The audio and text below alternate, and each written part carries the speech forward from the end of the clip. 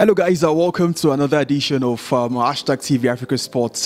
This is Keeping Up with Nigerian Football. I'm DG Ogengo. On today's show, we'll be talking to one integral part of the Nigerian U20 squad in 2005, who, alongside some notable players, gave Nigeria one of his biggest glory, even if they did not win the title. Well, from then on, he went to forge a career for himself.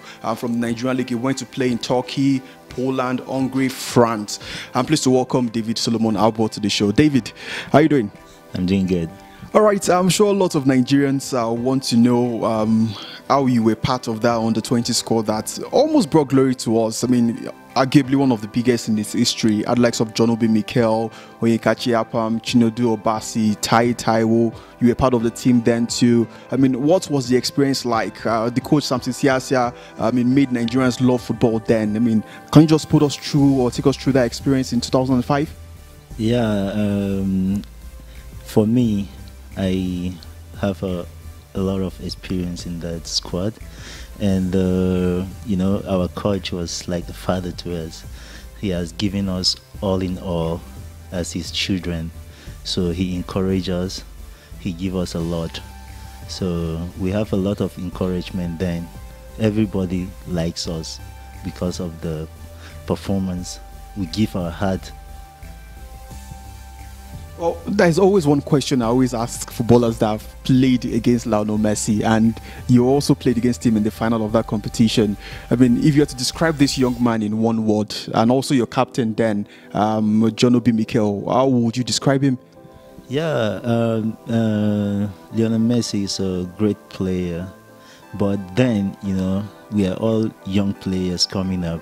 I think we have those talents too, because we got the second best and the third best in our squad, and he has done a lot to their own team, and our own side too.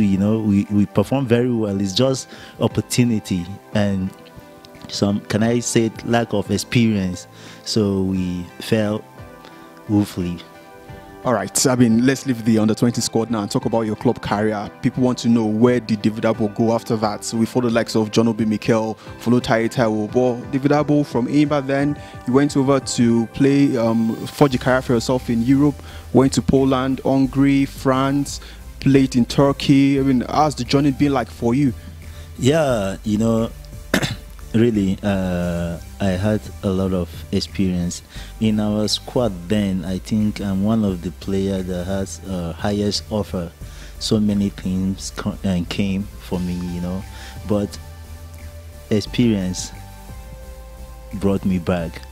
And then my club in Nigeria, Eyimba, for a transfer, they were talking of me to play to win African Championship for them before I traveled back. So after that World Cup, I came back. I played for another 1 year before leaving to Turkey. All right, talk us through your experience in all these club sites you went to. I think most notably you spent a long period in Turkey. We've heard of experiences of Nigerian players playing in Turkey, about players that didn't go through the right agent, now in the streets of Turkey. I mean, currently now we've got likes of Ogenyo Nazi playing there, Anthony Wakeme there. I mean, you talk of Anthony Amuto, all of that. I mean, how was your own experience in Turkey? Yeah, in Turkey anyway, I went to Turkey, and the club I played, I helped them a lot because I'm one of the best in the squad in Turkey, and all the fans, anywhere I went to, they liked me, they love me, they support me in everything I'm doing.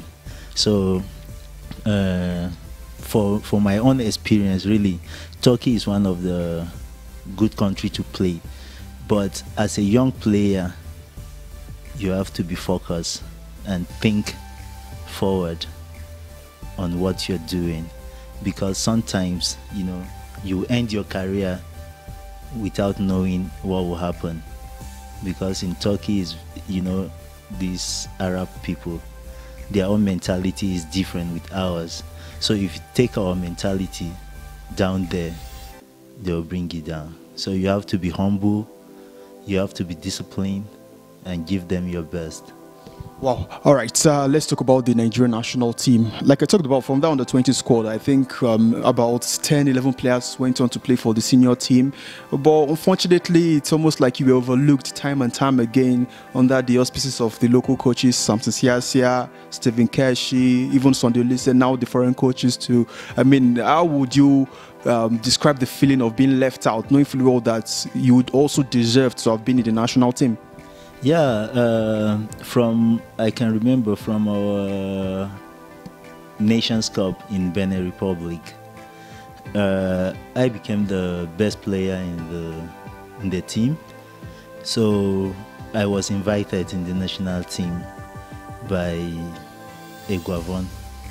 So then I have a Thanksgiving. I didn't show up, so he was kind of angry with me that he invited me, I reject his invitation. So since then, I started having problem about that issue, So, but believe me, we went back and played Wafu, I think in Mali, with the same squad.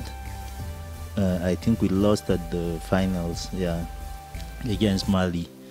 And when we came back, we started preparations for Olympics. And I played all the matches, all the qualification to Olympic. We now later played the Olympic, but I was left out with this. Yeah, I was like standby, but I went there. I was there with the team. I'm part of the team, but as a standby player. So that was in Beijing in 2008. Exactly. All right. I mean, let's talk about your career now. And I mean, if you're to talk about one thing that you are so proud of, well, I know your career hasn't ended yet, but looking back the past 10 to 15 years now, if there's one thing you have been so proud of as a footballer that you've achieved, what would you say that is? Yeah, actually, what I would be proud of is the love my fans, everyone, anywhere I travel to, when they see me, some they don't recognize me. When they see me, they say, is this David Abwo? It's smallish, but in the television it's like kind of vague. They love me and they're asking why are you not invited to the national team? I look for this opportunity so I'll prove myself, but I couldn't get it. Not everybody will get the opportunity. I'm not angry, I'm happy and prayerful for the national team all the time. All right, finally, let's end on what you've been doing now. A lot of footballers, both active and retired, usually go into various sort of things. Some go into management, some go into coaching and all of that. You decided to start up an academy, Way Forward Football Academy 2-3 years ago. How has that been for you so far? Yeah, in everything you're doing, in every profession, when you're doing it, you do it with passion. And when you get there, you try to give back what you've gotten. So I look at the young players we have in JAS, and I think I should give them back what I've gotten. That's why I started the academy. And blessed to God, we've achieved a lot in the academy. Thank you very much, David, for talking to us. All right, that's been the interview with David Solomon Abwo. Like, you all began to know him in 2005. After that, stellar squad got to the final and lost to Lionel Messi-led Argentine's team in 2005. The team was led by Samson Siasia. Since then, a lot of them have gone to forge interesting careers for themselves. He was also part of them too. So in the coming weeks, we'll try and get in touch with most of them and other ex-international to bring you closer to Nigerian football. It's been Keeping Up with Nigerian Football on #TV Africa Sports, and I'm Deji Ogengo.